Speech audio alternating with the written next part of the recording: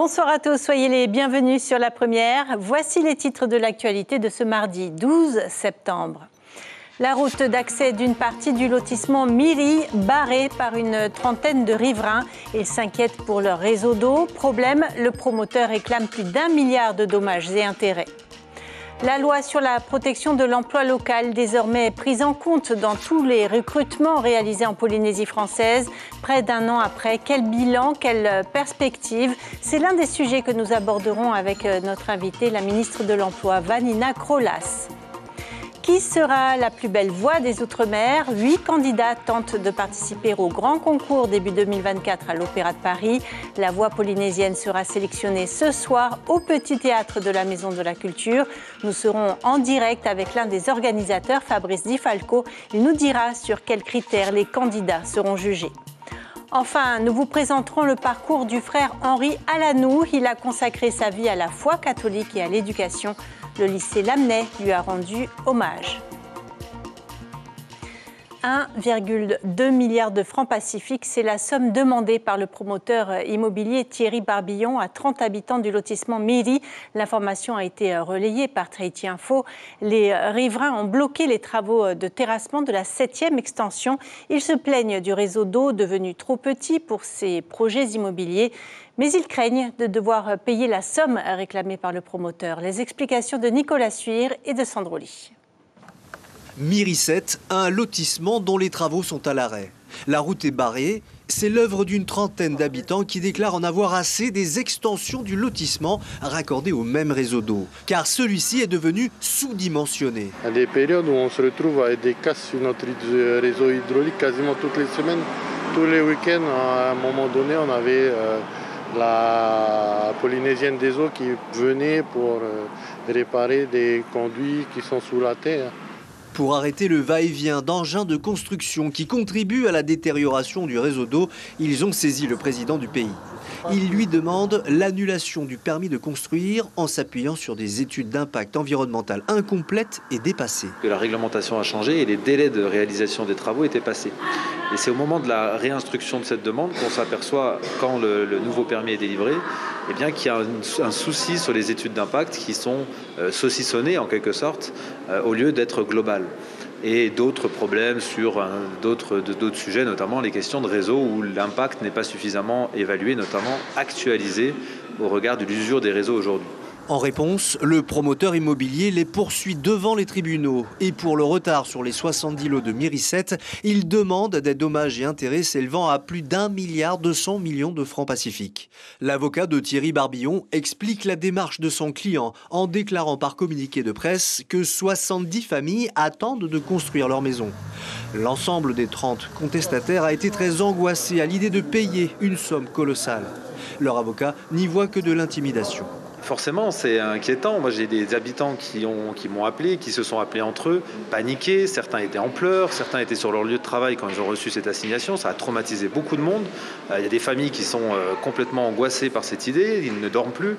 Et c'est la raison pour laquelle j'ai fait une réunion samedi avec les habitants pour les rassurer sur le fait que personne, et ça je peux le garantir, ne sera condamné à payer 1,2 milliard au promoteur. Si le président du pays annule le permis de construire, l'affaire s'arrêtera là. Sinon, elle sera dans les mains de la justice. Et encore un mot de justice, le recours de Kelly Hassine a été rejeté par le tribunal administratif. Nous vous en parlions hier, le candidat à la présidence de la CCISM demandait à ce que le ministre de l'économie proclame officiellement les résultats de l'élection du 27 juin. Dans sa décision, le juge des référés a tout de même estimé que la commission électorale aurait dû proclamer les résultats et le ministre de tutelle les publier. Il encourage les plaignants à effectuer un recours sur le fond. Où en est-on de l'application de la loi sur la protection de l'emploi local? Le gouvernement Fritsch, sous la tutelle de la ministre Virginie Bruand, avait mis en place un observatoire en partenariat avec le CEFI. Aujourd'hui, si près de 150 métiers sont protégés, force est de constater que le vivier local reste à élargir et à former. Caroline Fary, Hubert Liao. Protéger l'emploi local, l'idée est noble, mais son application reste complexe. En 2023, la loi se traduit par 151 activités professionnelles protégées, représentant 350 offres d'emploi, soit 10% des offres globales. Premier secteur concerné, le tourisme, hôtellerie, restauration. Dans cet établissement, on privilégie l'embauche locale, mais tout n'est pas si simple. Moi, j'ai pas eu de problème pour trouver quelqu'un, mais je sais que dans d'autres restaurants, c'est un peu compliqué de réussir à garder son personnel, le fidéliser et pouvoir effectivement recruter quand il y a certaines périodes où c'est un peu en pénurie malheureusement. Deuxième secteur protégé, celui de la pharmacie. Mais les préparateurs locaux se font rares, malgré les aides du CEFI, et une formation assurée par le GREFOC. J'essaie d'abord de prendre dans le vivier local, et si on n'a pas, on ressort les CV de gens qui viennent de l'extérieur, et puis on essaie de les contacter, et puis si ça marche, on les embauche. Voilà. On dit que c'est un métier, les préparateurs, qui n'attire pas beaucoup les Polynésiens. Est-ce que tu es d'accord ? Je pense que oui, c'est un métier très peu connu, je pense. Parce que pour nous, on voit des personnes au comptoir, peut-être que ce sont juste des caissiers ou des vendeurs. Une activité protégée donnera la priorité aux personnes qui ont une durée de résidence établie sur le territoire. Si par exemple on s'aperçoit que sur une activité professionnelle, on a embauché plus de 10% de personnes néo-résidentes avec une durée de résidence très faible, inférieure à 3 ans, alors là on va appliquer une protection renforcée, c'est-à-dire qu'on va donner la priorité à des gens qui ont une durée de résidence supérieure à 10 ans. La compétence reste malgré tout un critère indispensable pour les employeurs. Le CEFI travaille donc sur une carte de formation professionnelle adéquate. Ça nous permet d'identifier les compétences qui font défaut ici sur le territoire et ça nous permet aussi de prévoir des formations qui correspondent à ces besoins. On notera également que l'État demeure le plus gros employeur de Polynésie avec 10 000 agents, dont 80% sont polynésiens. Bonsoir Vanina Krolas, bienvenue. Vous êtes ministre de l'Emploi et de la Fonction publique, entre autres. Contrairement à ce qu'on aurait pu imaginer, c'est le gouvernement Fritsch qui a finalisé la loi sur l'emploi local. Quel premier bilan faites-vous ? Alors, cette question, d'abord, bonsoir Cybèle, cette question de la protection de l'emploi local n'est pas nouvelle. Pour Aopa, on s'entend en parler déjà.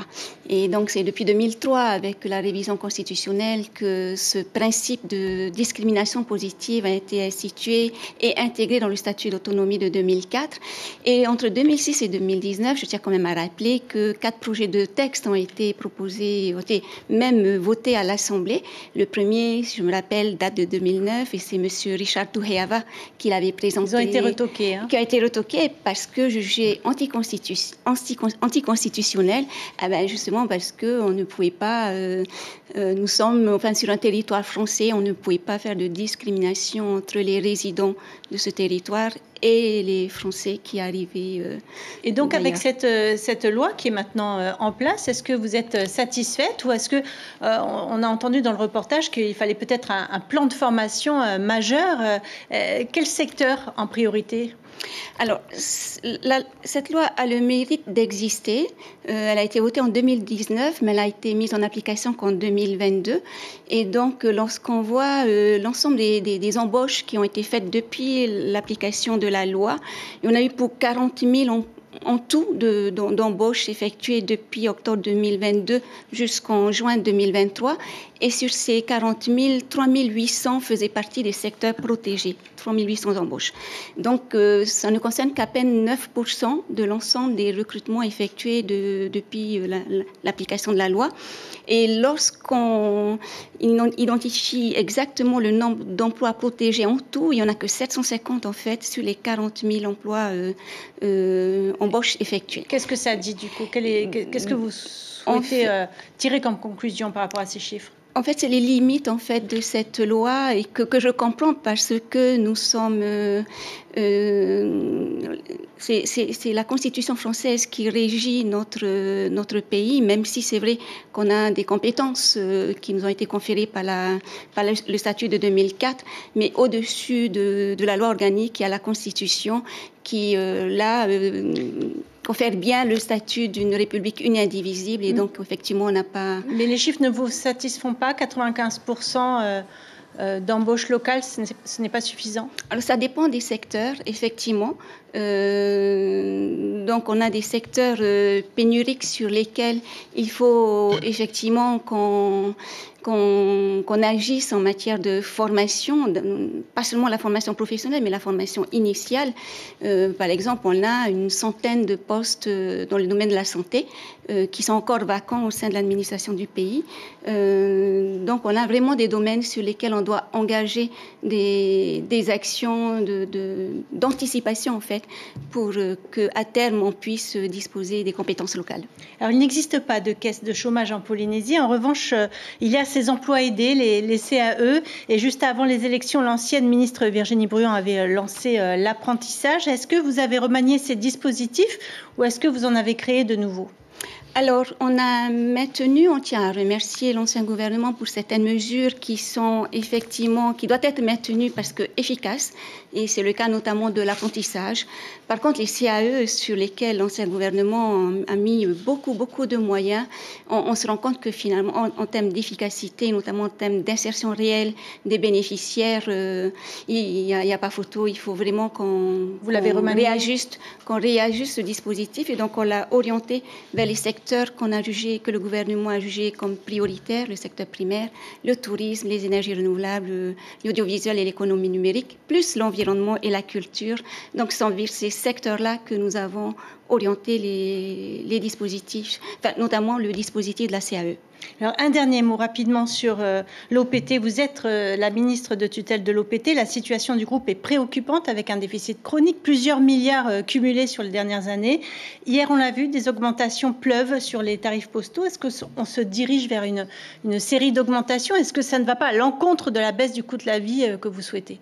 Alors, c'est vrai que la situation de l'OPT est très préoccupante, non seulement au niveau financier, mais aussi au niveau humain, parce qu'on a beaucoup de cas de risques psychosociaux. Et donc, il y a un gros travail qu'on doit faire ensemble avec la direction de l'OPT et les représentants du personnel. Pour ce qui est de l'augmentation des tarifs postaux, elle était nécessaire parce que depuis 20 ans, les tarifs n'avaient pas augmenté et puis jusqu'à présent, l'OPT travaillait à perte en fait. Et on reste quand même en deçà des niveaux des tarifs de Nouvelle-Calédonie et de la France. Et puis en deçà également de l'augmentation du coût de la vie depuis 20 ans. Donc il fallait, selon vous, réajuster ces tarifs. C'était nécessaire. Merci beaucoup, Vanina Krolas, d'avoir accepté notre invitation ce soir. Merci. Cette nouvelle formation proposée par l'université d'Utumauro est financée par le pays. Elle vise à renforcer les compétences des professionnels de l'action sociale et médico-sociale. Elle prépare au diplôme d'État d'ingénierie sociale, un programme de niveau Bac+5. La formation s'étalera jusqu'en juin 2026. Hier, les 10 étudiants sélectionnés ont fait leur rentrée. Parmi eux, Tilda Marouhi, déjà assistante sociale. Écoutez-la au micro de Théva Levra. La formation m'apportera beaucoup. Je suis arrivée à un stade sur le plan professionnel où j'ai envie de plus. J'ai envie d'étudier les problématiques de ma population. Et cette formation va me permettre de comprendre qu'est-ce que l'ingénierie, et notamment l'ingénierie sociale. Voilà. Et en même temps de trouver des solutions. Et si ces solutions ne fonctionnent pas, trouver d'autres solutions et vraiment fédérer les 10 stagiaires qui sont là aujourd'hui, ces 10 têtes pensantes qui vont permettre de trouver une solution, voire 10 solutions, mais en tout cas de travailler ensemble. Il y a les tortues d'or et il y a les tortues du cœur. Depuis 16 ans maintenant, les associations sélectionnées par chaque mairie sont récompensées par le syndicat mixte FENUAMA. Cette année, 13 millions de francs ont été distribués. Exemple, les acteurs de la saga, ils sont repartis avec un chèque d'1,4 million, ou l'association Afaïté qui a obtenu 400 000 francs. Chaque fois qu'un habitant dépose 1 kilo de déchets dans son bac vert, le syndicat FENUAMA reverse 2 francs aux associations. Écoutez la représentante d'SOS Village Enfants de Papara au micro de Hiyari Tahiata et Patita Savia. On est très heureux de faire partie des associations qui bénéficient chaque année du soutien de FENUAMA. Et cet argent sera le bienvenu effectivement pour soutenir les actions du village, notamment tout ce qui est activités, sorties, etc. La finale polynésienne de la 6e édition des Voix des Outre-mer, c'est ce soir au Petit Théâtre de la Maison de la Culture. Vous le savez, ce concours organisé dans chaque territoire ultramarin permet de détecter, former, promouvoir et professionnaliser les talents lyriques des Outre-mer. Vous pourrez suivre les 8 candidats sur notre site internet et en Facebook Live. Je vous propose de rejoindre tout de suite l'organisateur de la soirée, le chanteur lyrique Fabrice Di Falco, en direct du Petit Théâtre de la Maison de la Culture. Bonsoir Fabrice Di Falco. La finale débute dans un peu moins d'une heure. J'imagine que la pression monte. Comment et par qui seront jugés les 8 candidats? Yaorana Fenwa, je suis ravi ici d'être à la Maison de la Culture. Nous sommes justement en train, avec toute l'équipe référente du conservatoire ici de Polynésie française, avec Peterson, Isabelle et Bruno, avec tous les candidats, nous sommes en train de préparer les derniers moments parce que ce soir, ça va être une émission de passion. Une émission parce qu'en fait, ce sont des candidats qui aiment chanter leur musique traditionnelle et par le concours Voix des Outre-mer, ils s'essayent à l'opéra. Alors comment seront-ils jugés? Alors ils vont être jugés par leur voix, par justement s'il y a des talents qui, au-delà d'une voix, arrivent à transmettre une émotion, et aussi la projection vocale et le texte. En réalité, si vous voulez, depuis ces 6 éditions du concours Voix des Outre-mer, la personne qui représente le territoire, le pays, à l'Opéra de Paris le 23 février, devra ce soir montrer plus qu'une voix, de l'émotion, de la passion, de la transmission et la projection vocale. Alors, un seul candidat participera à la grande finale début 2024. Votre objectif, c'est d'offrir une formation lyrique finalement. Exactement. Dans tous les Outre-mer, qu'il y ait un conservatoire ou pas, nous essayons avec justement le concours Voix des Outre-mer de mettre en lumière toutes ces belles voix de tous ces pays d'Outre-mer qui ont besoin justement de se faire entendre dans l'Hexagone, en métropole et à l'international, par des masterclass qu'on offre gratuitement, aussi bien ici, au Fénois, et que dans d'autres pays, afin que par des concerts aussi, ces artistes puissent se révéler par leur voix et leur talent. Merci beaucoup Fabrice Di Falco. Je vous laisse rejoindre les candidats. Le concours débute à 20h. Ce portrait pour terminer, 60 ans de vie religieuse pour le frère Henri Alanou, une vie entière consacrée à la foi catholique et à l'éducation. Vendredi dernier, la messe hebdomadaire du collège-lycée Lamennais rendait hommage à celui qui a contribué à l'enseignement catholique de l'établissement. Caroline Fary, Sandroli. C'est un match de référence. On a beau être homme d'église depuis 60 ans, quand la France affronte les All Blacks, on n'en est pas moins fan de rugby. Je préfère le football, mais j'ai apprécié le rugby depuis quelque temps. Et puis un match comme ça, ma foi, ça nous transcende. Issu d'une famille de paysans bretons, Henri Alanou aime aussi entretenir le beau jardin de la communauté des frères de Saint-Hilaire. Moi-même, j'ai travaillé avec mes autres frères et sœurs. Ramasser les pommes de terre, faire la moisson. Après avoir prononcé ses vœux à 18 ans, l'homme arrive en Polynésie à 21 ans, fort d'une vocation religieuse et éducative, héritée des frères de Plohermel. Il enseignera à Tahiti aux Marquises. Je suis rentré dans une congrégation missionnaire avec une mission, l'évangélisation des jeunes. Et donc c'est la vie religieuse, bien sûr, mais avec la mission d'évangéliser les jeunes, l'enseignement, la catéchèse et puis les éduquer, disons. Et donc j'ai été servi.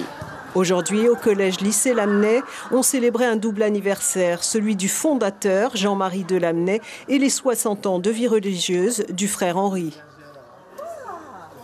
C'est un homme assez discret mais efficace, qui a fait pas mal de choses dans sa vie de religieux et pour l'enseignement catholique en particulier. J'ai connu l'époque où il y avait les frères.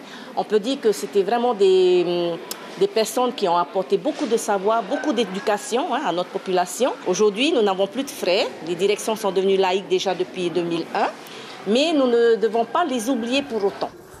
La reconnaissance d'un enseignement riche et un flashback bienvenu pour celui qui, à 78 ans, envisage son avenir auprès des siens. Ça a passé très très vite, finalement, entre l'Italie, la Polynésie.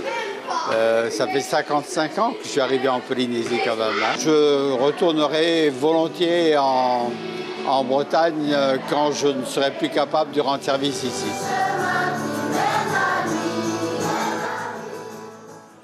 Voilà, on arrive au terme de ce journal. Je vous en rappelle la principale information. 1,2 milliard de francs, c'est la somme demandée par le promoteur immobilier Thierry Barbillon à 30 habitants du lotissement Miri via les tribunaux. Les riverains ont bloqué les travaux de terrassement de la 7e extension. Ils se plaignent du réseau d'eau devenu trop petit pour toutes ces extensions, mais ils craignent de devoir payer une telle somme. Demain matin, un peu après 7h, Jean-Luc Mercier, le président de la Cour des comptes, sera l'invité d'Ibrahim Ahmed Aziz sur Polynésie, la première radio. Quant à votre soirée sur la première télé, elle commencera par le jeu télévisé Ahura Mai, une deuxième saison qui se décline en 5 épisodes de 70 minutes. À ne pas louper donc, l'émission sera suivie de la série SWAT. Ainsi s'achève ce journal. Merci d'avoir été avec nous. Passez une excellente soirée sur nos antennes et à demain.